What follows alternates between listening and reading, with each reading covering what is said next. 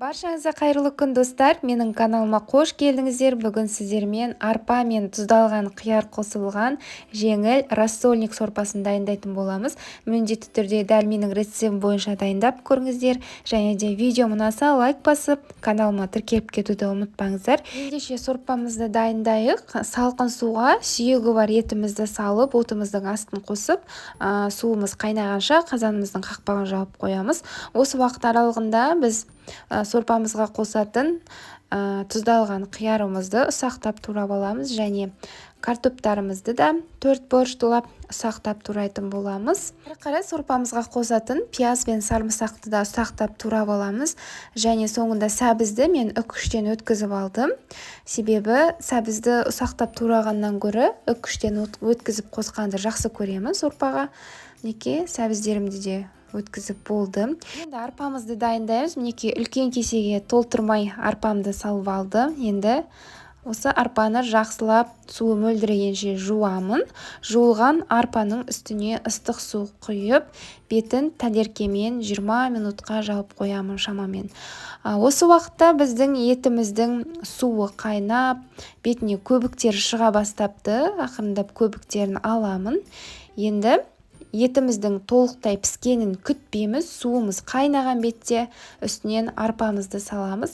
Себебі біздің арпамыз өте ұзақ піседі. Енді оттың астын баяулатып, арпамыз бен етіміздің піскенін күтеміз толықтай. Және пісіп қалған кезде майға үккіштен өткізілген сәбіздеріміз бен сақтап туралған пиязымыз бен сарымсағымызды салып, жақсылап қуырып алатын боламыз. Жаңа мен сорпаға сүйегі бар ет салған болатынмын. Сол етім пісіп қалыпты. Енді соны сүйегінен ажыратып, сақтап турап, қайтадан сорпаға салдым. Енді пісіп қалған арпамыз бен етіміздің үстіне жаңағы қуырылған сәбіз, пияз, сарымсақтарымызды саламыз. Қажетінше су құямыз. Мен сұйық болған жақсы көремін.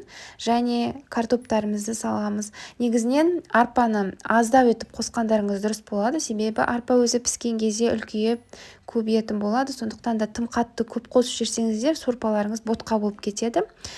Картопты салған соң шамамен 15 минуттай пісіріп аламыз.